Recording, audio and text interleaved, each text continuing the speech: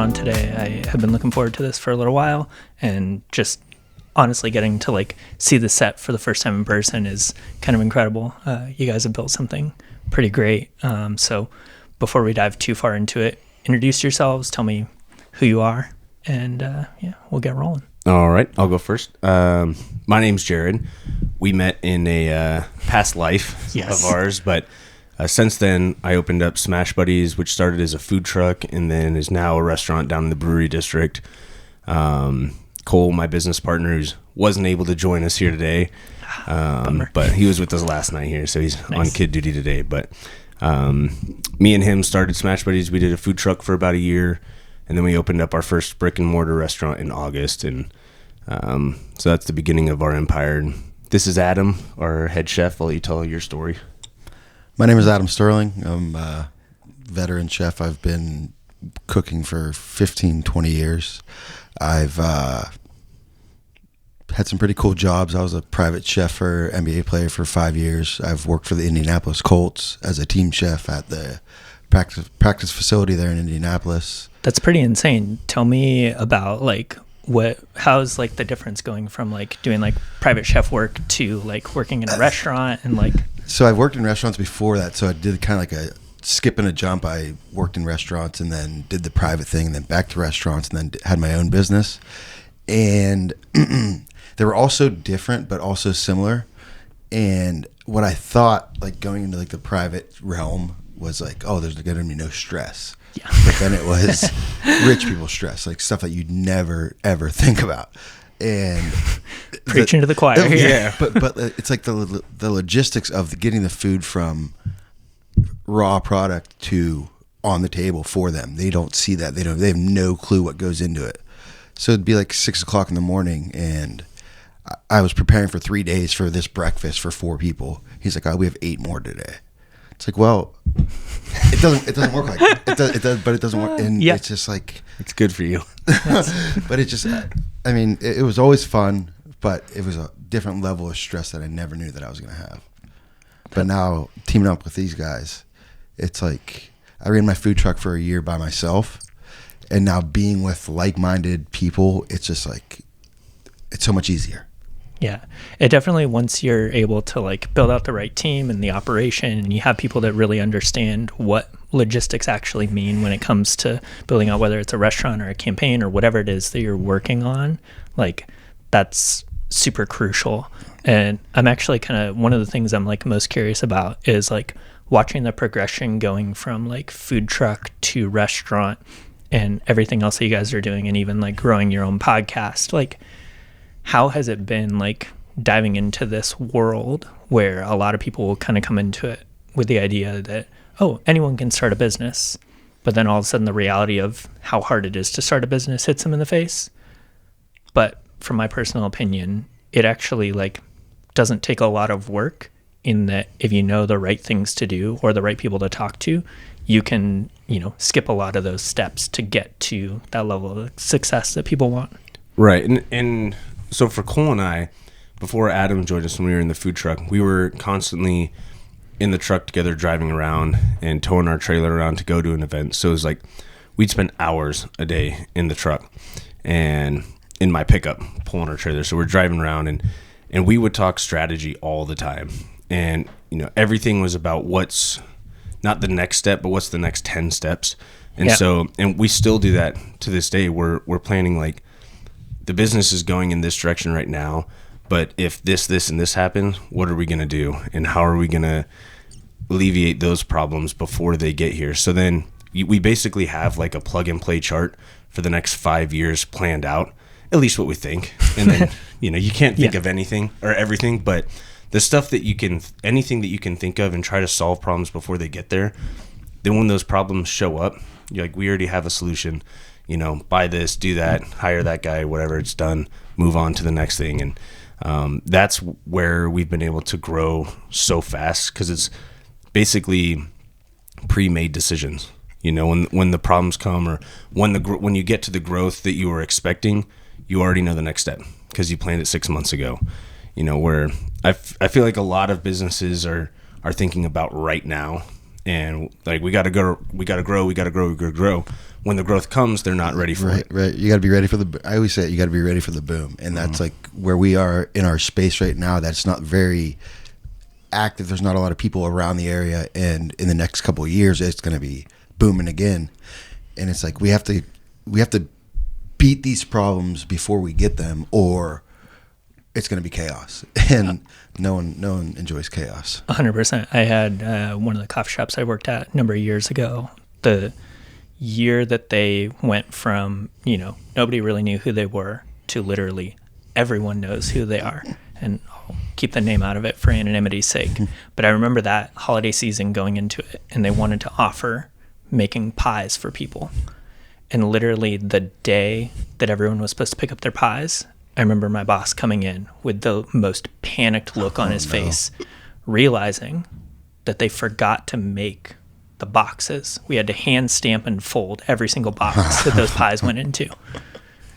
Hours and hours and smiled hours. and told him, I was like, actually, like 3 days ago, I talked with our head baker, and they're all folded and out in the garage. Let's go. And he just like, the color returned to his face, and you could see that moment of relief. But it's like when you don't think about those, like that next step where you're like ready for that success, like, being able to capitalize on the success of your growth is just as important as like putting in that extra hard work effort to build that like next level product. So nothing falls through the cracks, and it's just like, Yeah, exactly. Diagnose the problem before it's there, and it's nearly impossible to do. But when you do it, it's like, holy shit, we did it. Yeah, and Cole and I say all the time, we would rather solve 10 problems and only have one of those problems. We solved 9 problems that never even came up. Yeah. Than not be prepared for any problems. 100%. If that makes sense. So, we're constantly thinking of everything that we possibly can.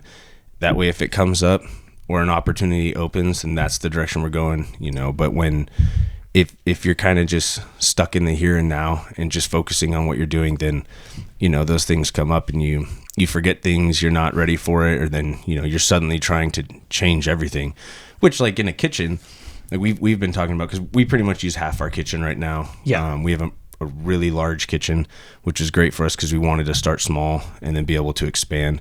But like in our instance, we are now planning on how are we going to build this out for when we have 10, 12 employees in here. Because we want to be ready to flip of the switch. We order whatever we need to order, get everything installed. And with kitchens, it's like you have your fire suppression, your health inspection. You have several things that still have to be done after you change your whole kitchen around. So it's not something that you can just the next day switch around. It's all has to be kind of premeditated on what exact direction your kitchen's going and what the changes you're going to make. But it's fun. Exactly.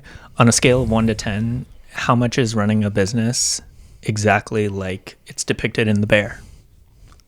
I've never seen The Bear, but I'd probably say 0. There are, I would say maybe like 10%. Okay. No, there are certain points, because I watched it, and there's certain points where I'm like, all right, it's pretty close when it's, we just slammed with orders and everyone's like, losing their mind. But like in The Bear, that's 24/7. Exactly. So that's not reality. But there's times we'll get slammed with orders, and you'll go 2 hours with no orders, and then 50 people get hungry at the exact same time. And right when that happens, somebody orders $200 worth of cheeseburgers on DoorDash. And you're just like, now, everybody right now. But then your times don't change on like those apps. It'll always be, it takes 10 minutes to order. It's not taken into consideration how many orders are already on the screen now. It's just like, if you order online, it's going to be ready in 10 minutes, no matter how busy that restaurant is. That's actually kind of an interesting thing. Tell me, like, how are you guys able to like mitigate that like issue when it comes to like, they're giving an expectation and you're like, under the best circumstances, we can deliver on that. But like right now we've got, 50 people came in the restaurant, and now we got this huge order that needs to go out. Like, it's tough. It's tough, but we're pretty efficient, and we have everything we do. It's like a very limited menu, very few options. Everything is built around speed and efficiency. So when we get, several orders at a time, everybody knows there's only so much. You can't cook everything at once, so because we all come from high stress environments, so we're able to really control the pace of the kitchen, and say like, guys, I understand there's 40 burgers on it. Like, don't let it get to you. Yeah. We're going to make 10 at a time. As fast as you can, make 10 at a time and just slowly knock them off. And I mean, our longest wait time, I think, has been like around 13 minutes. And that's when we're packed. And, you know, a lot of people like in-house don't realize how many online orders that we're also making at the same time. That's kind of incredible. Yeah, if it's our standard is like 4 to 5 minutes. Food comes out. Most people sit down and they're like getting situated, jacket off, and their food's there, and they're like, "Wow, that was quick." But as soon as you put in your order, the guys in the back are making it. And our tots take 3 minutes to cook in the fryer. You can typically, if there's nothing going on, you can make a burger in a minute and a half. Well, yeah, I think it just comes down to like the systems that we put in place at the beginning. And it's like, just stick to those systems and we'll get through it all. But the minute someone goes like chaotic, and it's like, we didn't practice like this. Let's do what we practiced the whole time, and it's all going to just fall into place. And I think harping on that at the beginning and that's how I was. Let's systems, keep these same processes, and we'll get through it. Yeah, that's especially like in the production world. That's a big thing everyone talks about is slow is smooth, smooth is fast. Mm-hmm. And it's like if you learn how to like do something where there's like no pressure, you figure out every single moment of it. And then like you eventually just like slowly get faster and faster. And it's like you have the whole system simplified. Mm-hmm. And now it's like, you know, I can set up a podcast like this in like 20 minutes because I've done it 1,000 times and I know exactly what I'm setting up, and I'm not having to second guess what I'm doing. Well, right. You're not thinking anymore. It's just repetition, and it's just naturally happening. And I think in the kitchen world, that's all it is, you know, you could cook for 5 people right now, or you could cook for 100 people in the next hour, and you're doing the same thing, but it's just the way you're bred. Yeah. That's when you start battling the complacency. Yeah. If you want to dip into that, where it's, you know, you're like, I've done this 1,000 times. Yeah. It's easy. You know, you're just making burgers, and we still do it. I mean, Cole and I, we sold 25,000 burgers in the food truck our first year, just him and I. And that's I didn't even know what our numbers are. It's a lot. That was just 2 of us. So, like, we each, in average of being a double, so that's 50,000 patties, you know, like, which is crazy. But, you know, you get to the point, and we still do it, where you're in the routine, and you turn around and you're so used to just putting sauce on the burger, and you just don't read it. Then you're like, oops. That was a special. No sauce on the burger. No sauce. That was the wrong burger to put sauce on, you know. And so it's like, once you like build those routines, and we're big on like lists and dialing, like making everything simple, even for us, because everybody has so much going on in their day and in their mind all the time. And so it's like, even though it's simple and we do the same thing every day, it's like you have to do the same thing right every day. Yes. You know, and you can't get complacent and slip up here and there, because when you're slammed and you mess up one burger, it throws everything off. 100%. You know, because now you have an order with like 6 burgers on it. One of them you mess up. So now you have 5 burgers that are ready to go out. Now you got to make another one, you know, to try to get it out as fast as you can. But it'll slow the whole process down. But, yeah, we've been pretty good about it, but yeah, I think it happens. I think, like you said, just like diagnosing the problems before they're there it's key. That's pretty incredible. Tell me a little bit about like those early days of taking the trailer out and just, you know, making burgers. I think like many years ago wanted to start a little coffee cart, and I think the thing that quickly turned me off to it was the reality of you got to show up every single day in your 9, 10, 20 locations that you have and just serve people where they're at. The fact that you guys were able to do 25,000 burgers in that first year is insane, just, you know, isolated as itself. But when you factor in that you literally had to go out and find those 25,000 people, right, roughly, like that's even more impressive. Well, it's different. So like I tell people, in a food truck, you're going to events where people are hungry and want to eat. Yeah. In a restaurant, you're trying to convince hungry people to come to you to eat. Right? So they're very, very different like marketing strategies. But like in the food truck, you schedule like a brewery. They don't schedule you between 2 and 4. They schedule you for lunch or dinner. You know, when people are going there and they know there's a food truck and they're going to eat. So that kind of gives you the upper hand. But with that, you're constantly scheduling. You have to constantly be scheduling. So, we're in the restaurant, we're constantly marketing to get people to come down. Yeah. In the food truck, if you're not scheduling events, and he did a food truck for a few years, so he can speak to that too. But if you're not constantly on your phone and searching for events and reaching out to people and making new connections, the events dry up. If, like me, you hate ad breaks and podcasts, well, we're going to keep this one straight and to the point. If you need any production help, feel free to hit me up at brandongoodyear.com.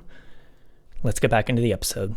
And there was, I think, roughly 40 more trucks joined the Central Ohio Food Truck Association.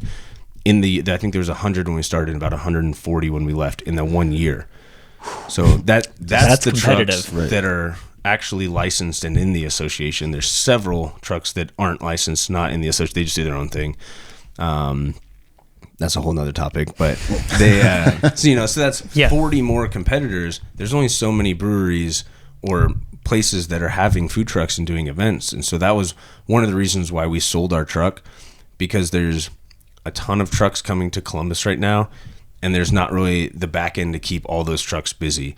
And so, a lot, like in the winter, a lot of them will shut down because there's just not that much going on. People aren't trying to go stand in a food truck when it's 0 degrees. Yeah, 100%. But I think one of the toughest parts that people didn't see is they see you when you're selling your food, but they don't see the load in, the load out, the prep time, the scheduling. Like you said, there's so much more to it than just, oh, here we are, open the window, and we're here to sell food.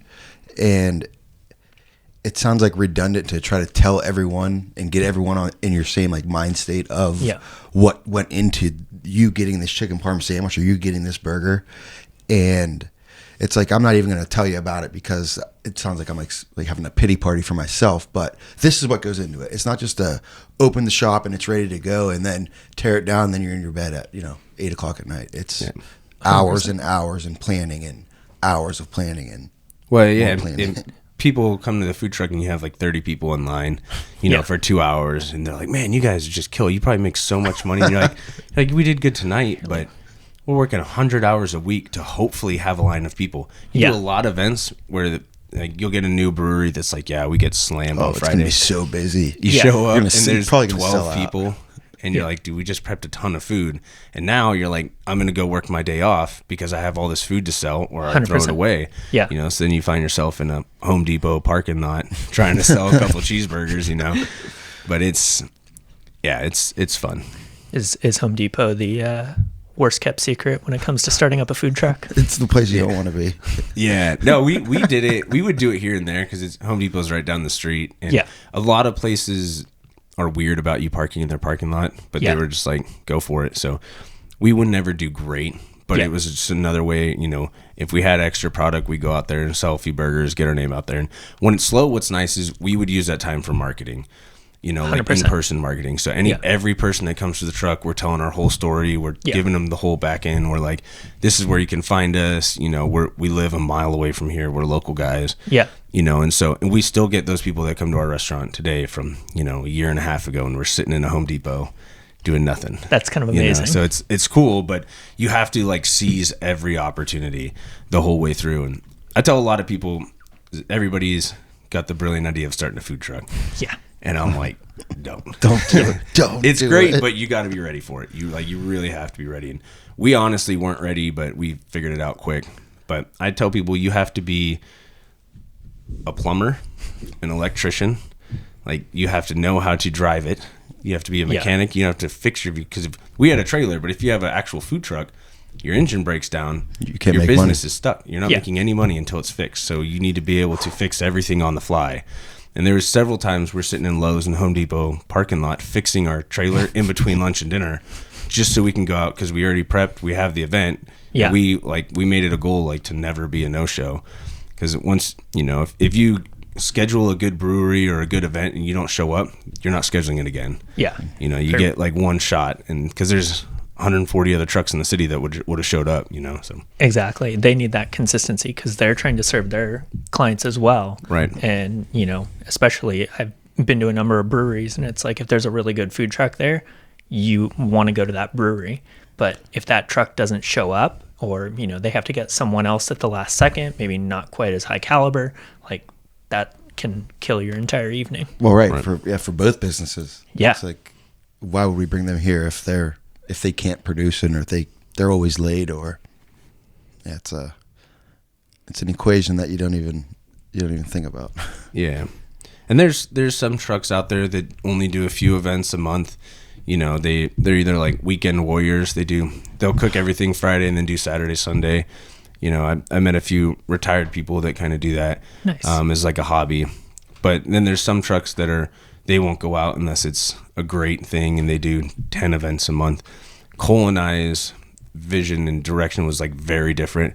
We did anything and everything because our whole point was like marketing our future brick and mortar restaurant. Yeah. You know, so it's like, I don't care if we go see 10 people or we see 200 people, but it's like, it's constantly adding to that pool of people who have heard about us, and they're going to come to our restaurant and our later on when we get that open. Yeah, I think that's something unique that you guys have done that I've been like really interested watching. And I know we've had a lot of conversations, being able to, you know, help build out podcast setup and just answer any questions around production. But like what you guys have been able to do with the marketing for your business is truly incredible, because you're leveraging what is like the promise of the internet, and, you know, putting in that effort to build attention and awareness and create a sustainable business off of it. But I think something you also did in the beginning, kind of don't want to like gloss over it, but it's like the ability to go out in person and build those connections, because like, you know, all of this online marketing is one thing, but if you don't have a community of people that actually want to buy your burgers, what's the use of doing it? Yeah, what's the point in doing it? How, like in those early days, besides just like going out and, you know, seeing as many people in person as possible, what were some other things that you did that you feel like really like, you know, lent to the success of being able to go from a food truck to within a year having a brick and mortar space? I think the biggest thing for us is we wouldn't say no, and we wouldn't take no as an answer. Right? So like we had a lot of events where people were like, I would never do a neighborhood like that. And we're like, our original plan was to open our brick and mortar in the Hilliard area. So like one of the things we started doing was every Wednesday, a lot of trucks to do an event, they would charge like a minimum. Yeah. Because they don't want to show up and do nothing. And so, you know, you kind of get screwed over a lot in food trucks if you're not careful. So one of the things we did to really promote our brand in the Hilliard area, where we wanted our first restaurant to be, was every Wednesday we would go to a different neighborhood in Hilliard, and we say no minimum. Like we would let people just schedule it. We'll come to your neighborhood. If people won't come to your business, we're going to take it to them. Yeah. So we would just show up in different neighborhoods, and it worked, man. It's crazy. But all those people, like we still get a ton of people from Hilliard to come down to the brewery district. They're like, oh, you're in my neighborhood. Maybe we did terrible that night, but people remember it. They saw us, they came, got the food, and now they're, you know, coming to the restaurant and telling their friends. And but the other thing was like we wouldn't take no as an answer. Yeah. And there'd be places where like, hey, we want to be here, and they're like, we're all booked up. We're like, okay, cool. Yeah, we want to be here. So do you have any openings? Like, no. We'll try every day until they're like, okay, someone canceled. Do you want to come? I'm like, yeah, sure, we'll come. Thanks. We're there. But you have to show like you're hungry. Like, I need in here. I need to be in here. People have requested me to be here. They don't understand that you just don't show up and it's the first truck that's there. You need this shit's all scheduled out, and it's there's a whole process to it that I don't think the public sees. You just don't show up somewhere and we're open today.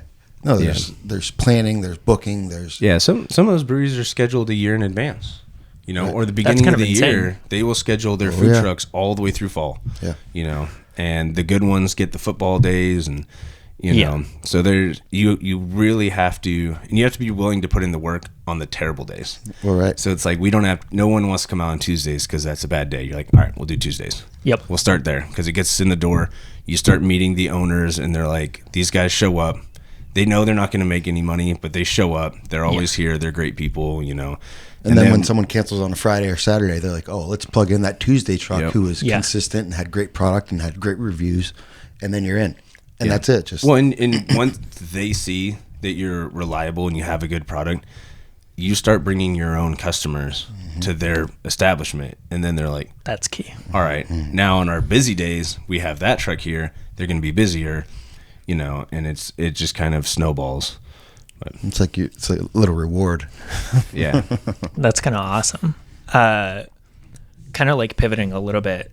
Tell me a little bit about like how the workflow for you changes in terms of like building out something for a food truck. I feel like there's a lot of efficiencies that get built into your cooking process, working in such a small confined space with limited resources versus like a full kitchen. But then like taking that super efficient workflow into a place where you have all those tools and resources probably puts it on steroids, and that's why your longest wait time is only 13 minutes. Well, right. It's just the convenience of having everything in one place. Like even where we parked our trailers at the food lab, you would, if you forgot something down in your refrigerator that was like all common area, you'd have to walk 100 yards down there to grab it, and then you come back to the trailer and like, oh, I forgot something else.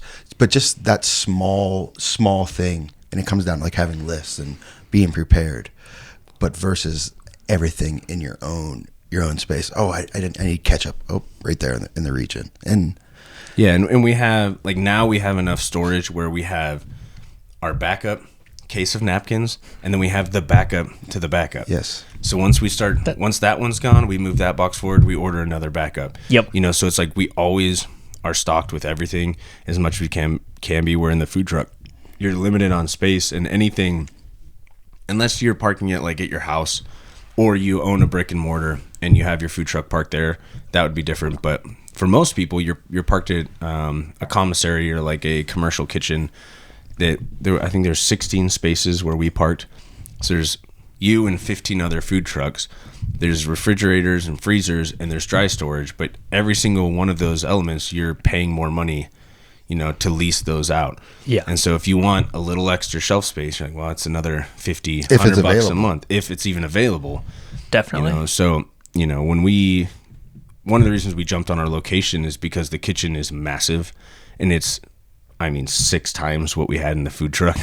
It is That's way insane. more we need, but people go in there all the time and they're like, this is a huge kitchen and it's great, but we can also use a very small portion of it efficiently and then grow into it. Mm-hmm. So we don't, like, most of the kitchen right now is just prep tables and extra space that we don't use.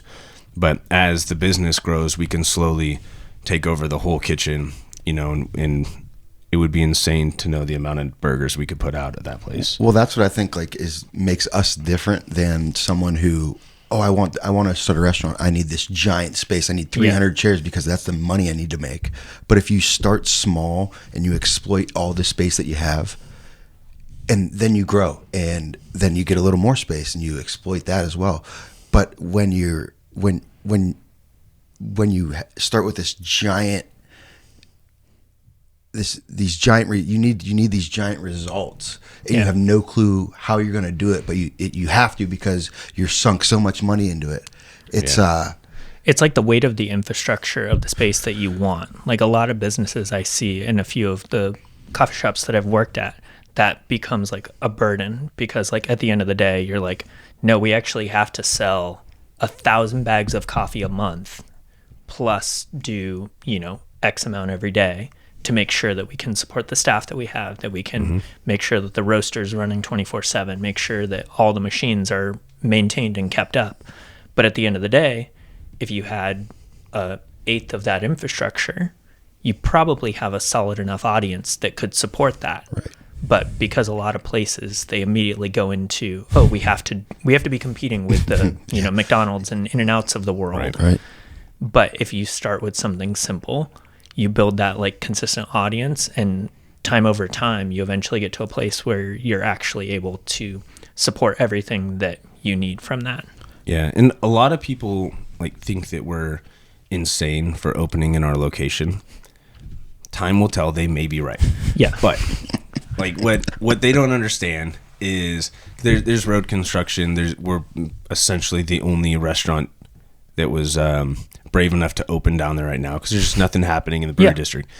But there are really big projects that are coming up in the next year or two that are going to really blow the doors wide open down there.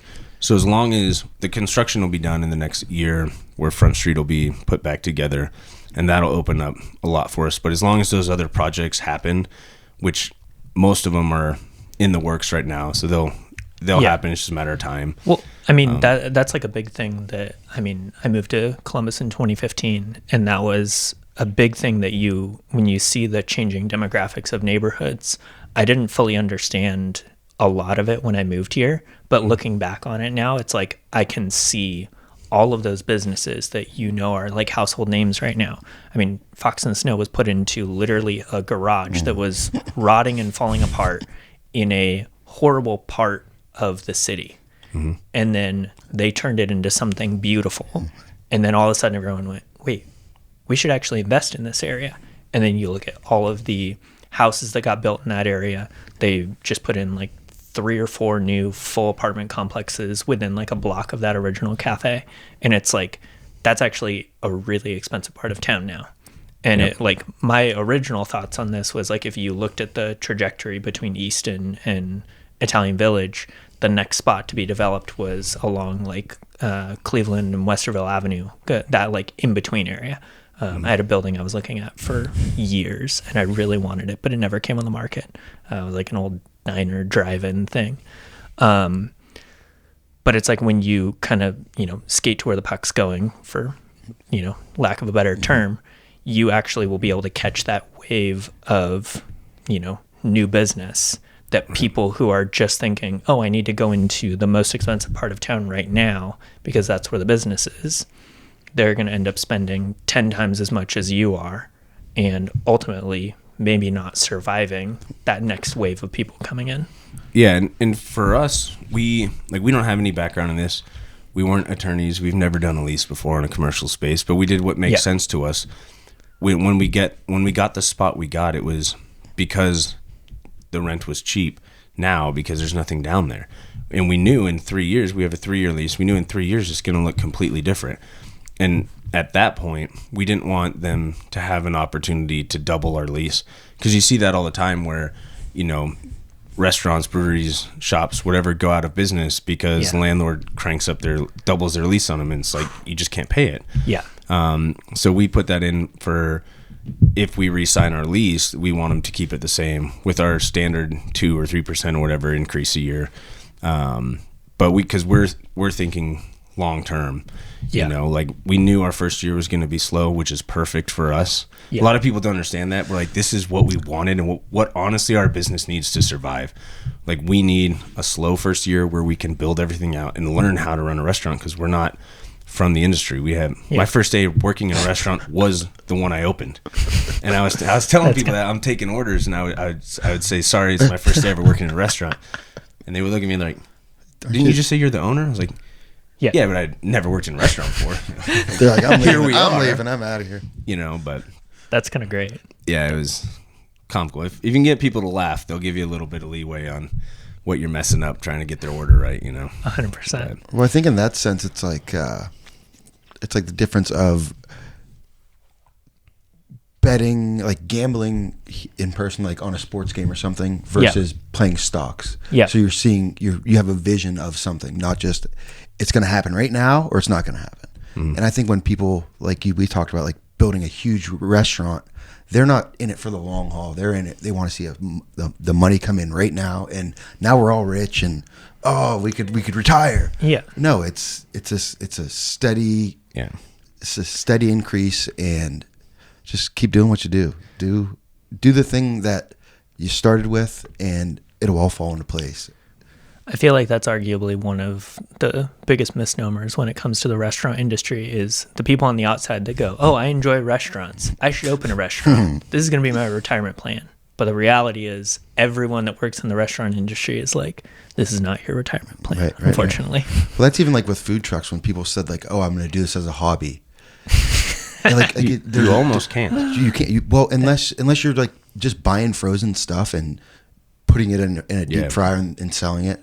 Like my food truck was Italian and from scratch. Nice. So hand breaded chicken parms, all sauces were handmade. I made arancini, which is a extensive, labor intense 3-day process, because you had to make your risotto, cool your risotto, ball your risotto up, bread your risotto, deep fry your risotto, Oh my make the goodness. sauce, and now you sell it for $8. And people are like, why would you sell it for $8? I'm like, because you're not going to buy it for 15. Yeah. But Yeah. it's all true. these processes that people don't see in the background that they just take for granted. And when you're there and you're just trying to make a name for yourself as a food truck, someone's used to a $6 to $8 meal, and then you come to Chow and it's like, I'm spending $20 to eat, but you're getting restaurant quality food.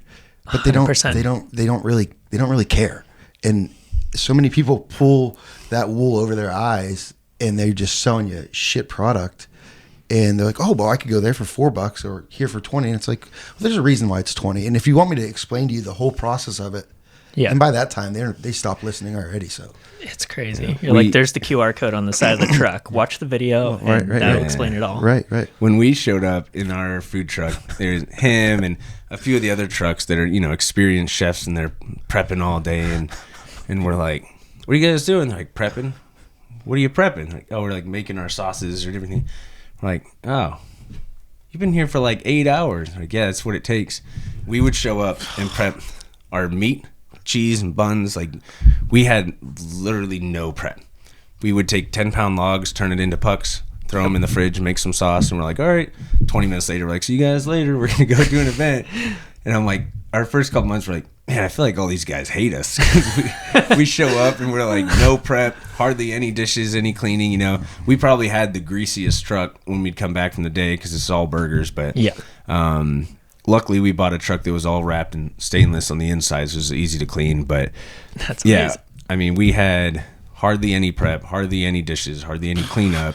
And it was, our system was perfect.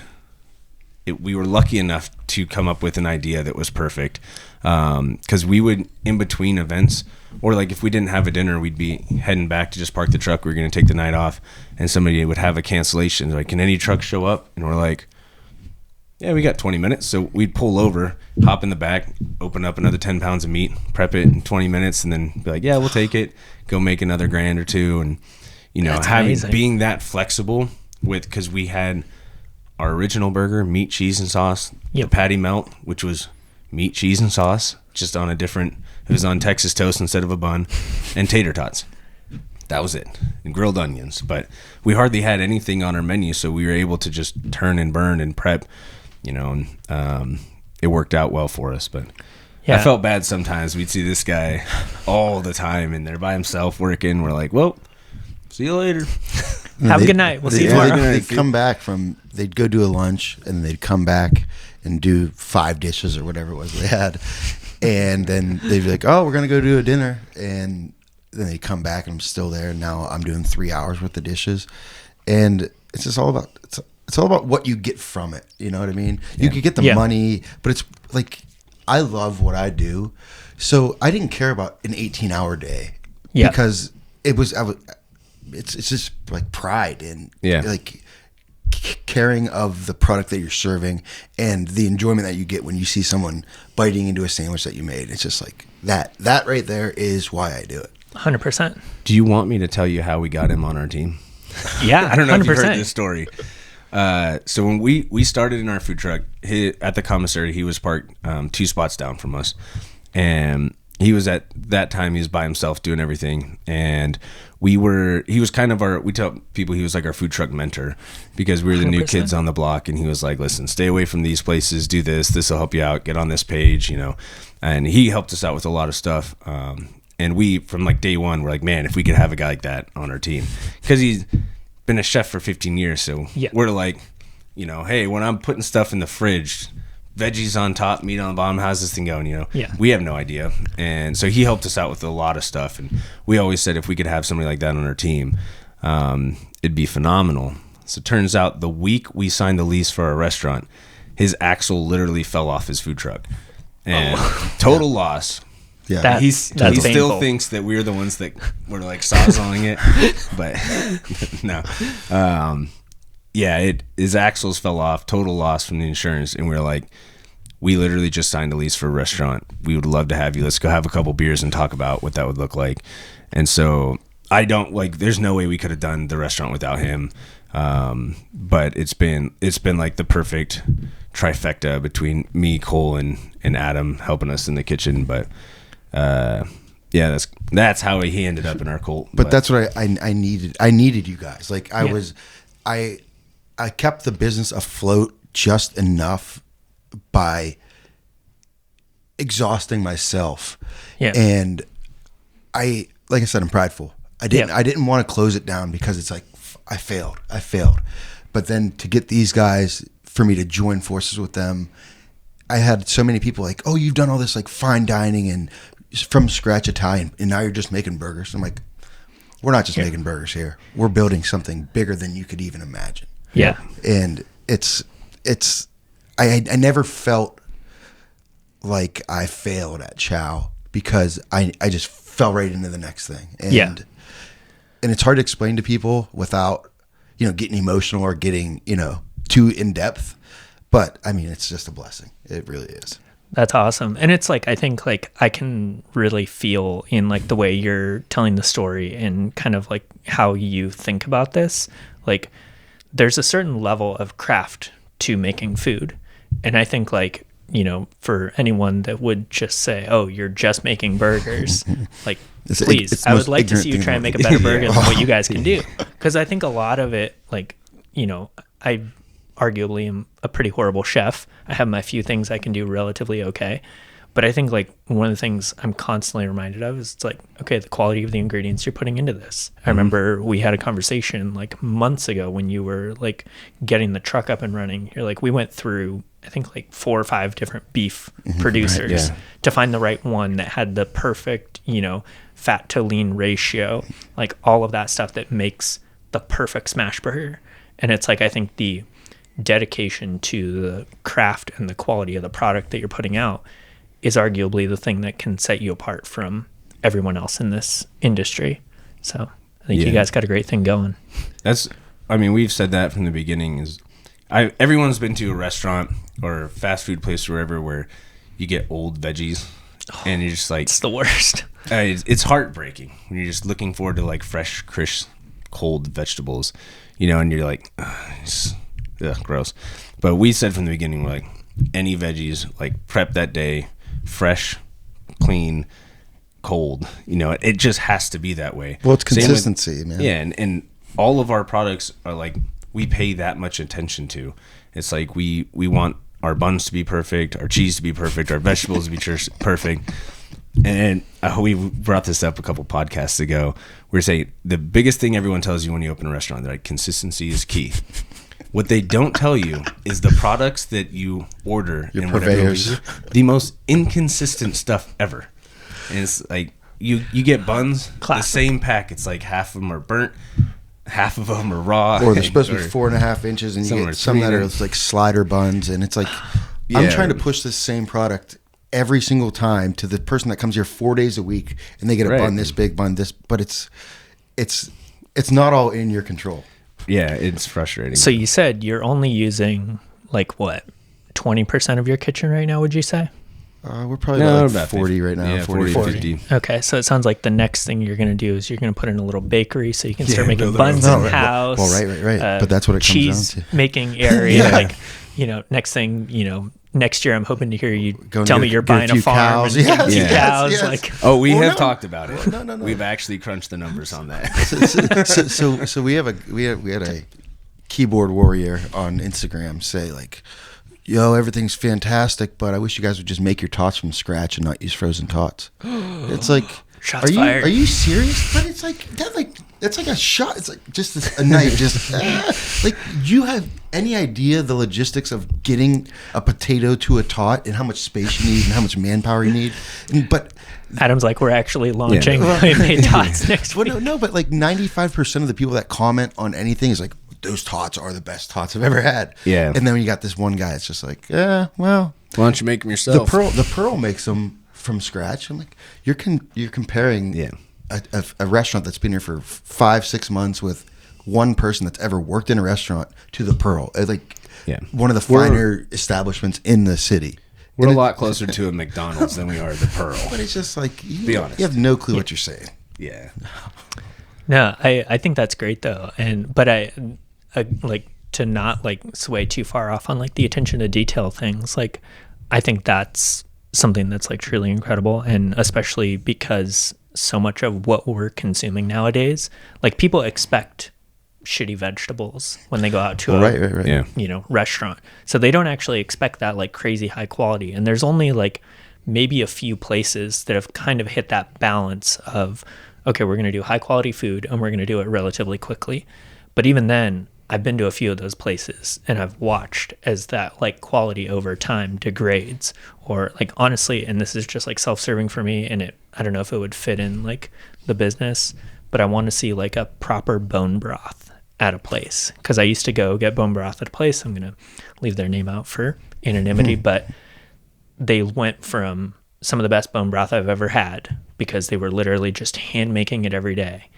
And then now they've gone to, I don't even know what it is. I know the first thing is they went from beef to chicken.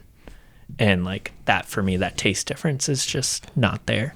But I think like the way I see you guys like building out this whole thing is like, this is going to be something bigger than just like your typical fast food restaurant, because it's not going to be, okay, you have the efficient thing that's allowed you to be really like profitable and sustainable, like right out the gate. But you're taking those resources to make something that will literally outlast everyone else, because like as you scale, you'll be able to keep that quality. And that's, I think, why everything is so simple, because now we don't need crazy trained people in the kitchen. We just need it to be consistent. And people say like, oh, that's your menu right there, 5 items. Well, when we have 5 of these restaurants, we need them to all be the same. And if we had 30 different burgers on there with a million different sauces, and like you can't, it's not real. Like that's not a reality. And when you go to like big chain restaurants, you just accept that it may be crap or it may be good, and we'll come back and try it again tomorrow. Yeah. But we don't want that. We want it to be the same high quality. Yeah, and like we have our podcast is literally called Trailers to Yachts. We tell people it's a story. We started in a food truck trailer and how we're going to end up on super yachts. And it's comical. I got us a little globe for our yacht so we can travel through the oceans. But I love it. Our plan is not like, we don't want to like mass franchise this thing across the country, because you see it so many times where a really cool local brand blows up, it gets too big, and they put it everywhere, quality drops. And I'm fine with that happening after I sell it and it's under someone else's name. Yeah. But like, we truly care about our brand and our product, and like that's the biggest thing that everyone talks about is like consistency, freshness of the food. Those are the things that people care about and they want, and we don't want to give them anything less than that. And so,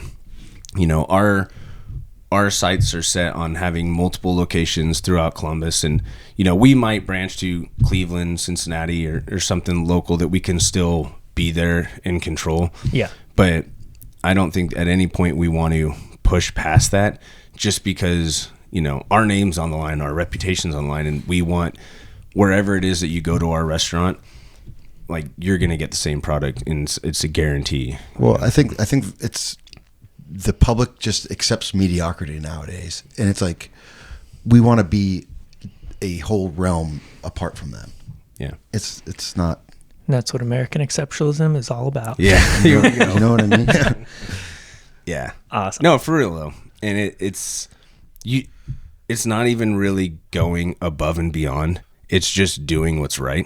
But doing it the same doing it the same, and like doing the simple things that everyone knows the right answer. Yeah. Like, we could sideswipe that one. But they're like, I'll clean it tomorrow. I'll do that tomorrow. I'll deal with that, whenever. And it's like every single decision that you make, every single thing that you do, it matters, and it all adds up to your final product, what's going out. And so it's the little things. You pay attention to all the little things, and then in the end, it comes out fantastic. That's pretty incredible. Awesome. Well, I really appreciate you guys taking the time out of your day to come on the podcast and chat. Absolutely. And, can't wait to come back and have another burger. Oh yeah. Awesome. Bye everybody. Later. As we say, smash you later.